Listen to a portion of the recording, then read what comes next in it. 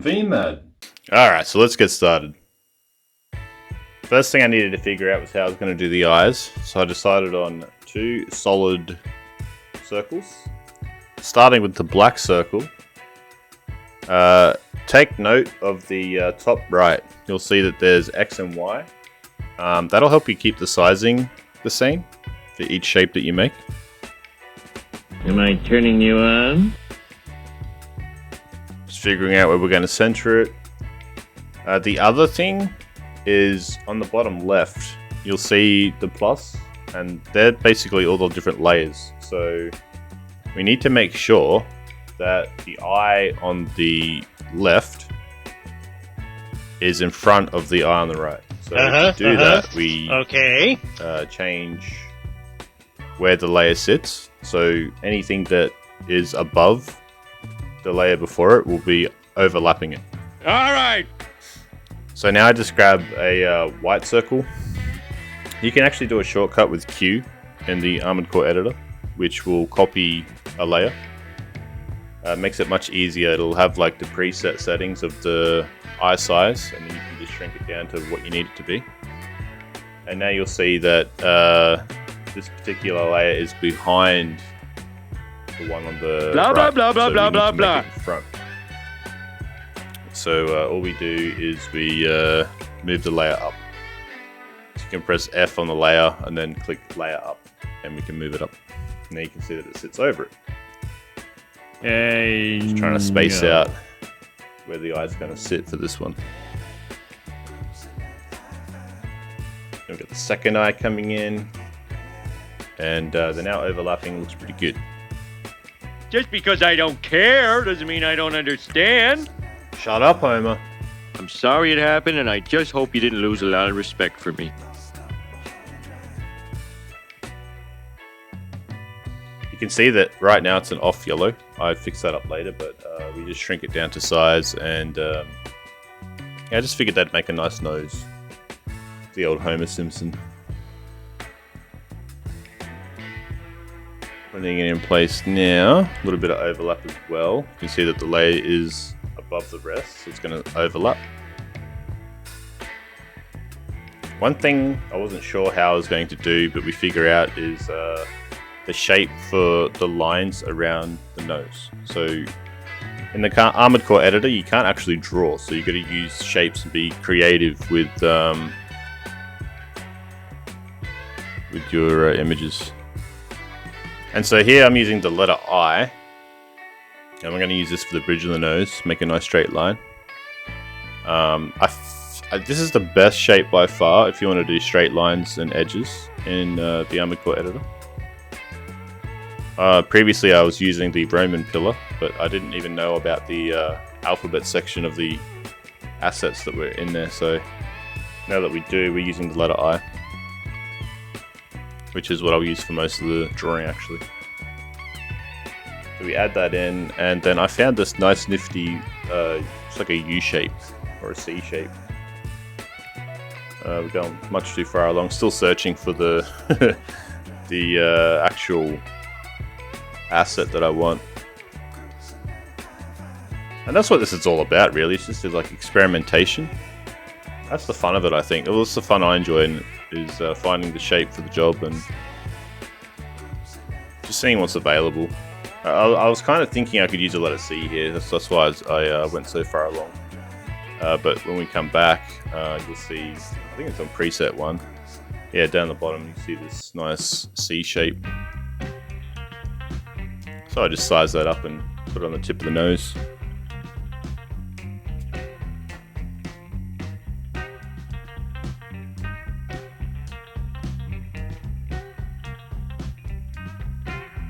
Pop it on like so. Oh yeah?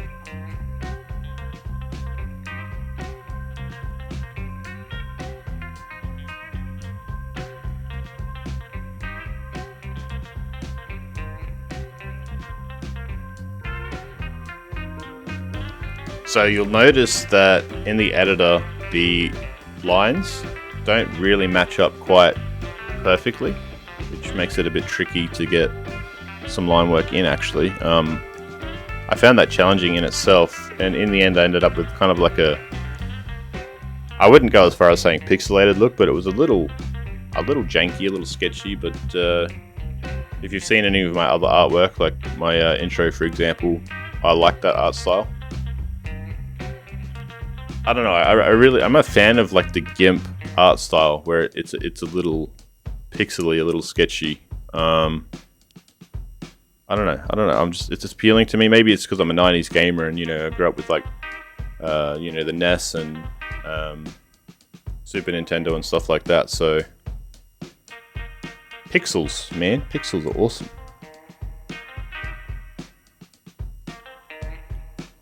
So this is where the build or the drawing gets a little tricky. I've got to use straight lines to start making curves soon. And I found that quite challenging, but actually right now I'm putting in a background, and the reason why I'm doing that is so that I can see the black outlines a little easier. So I'll change that to white in just a second. So you just press F after left clicking the layer, and then you can change the color, which we do now. Press enter, sets it all in place, and now we can see what we're working with a little better.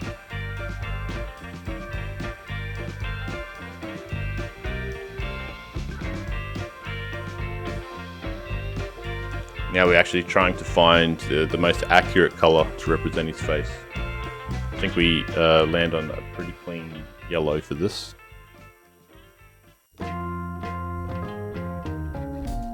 Which is the yellow will be keeping the rest of the drawing here. You'll also notice that there are markers for the colors. So for this particular yellow, it's 255, 227, and 43.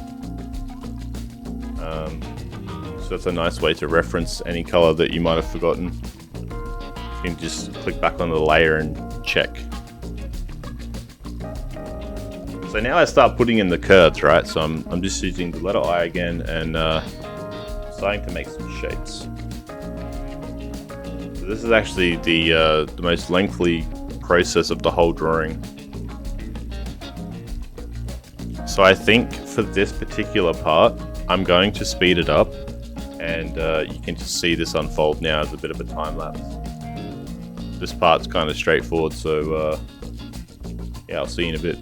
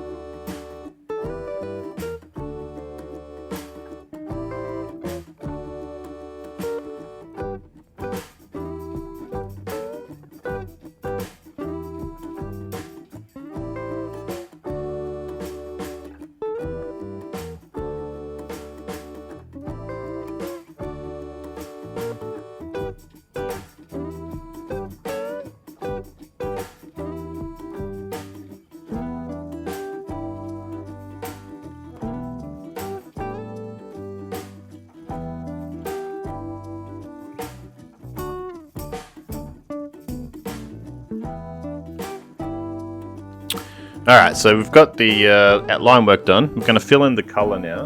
And because, remember, we can't actually use fill tools or anything like that, we're just going to use shapes. And I ended up landing on the oval shape for this particular part.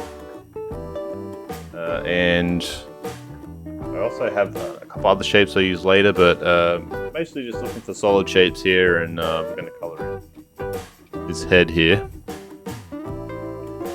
So you can just see that I'm placing down the layers. I'm using Q to copy the layer, and I'm just placing it back in. I'm using Q and E to rotate the shape so that it fits best in the space that I'm trying to fill.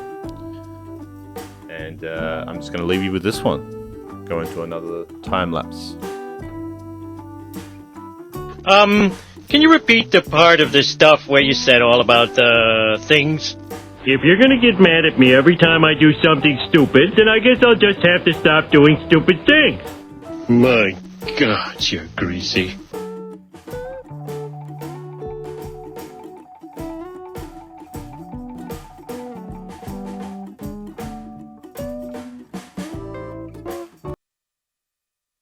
Okay, and we're finished.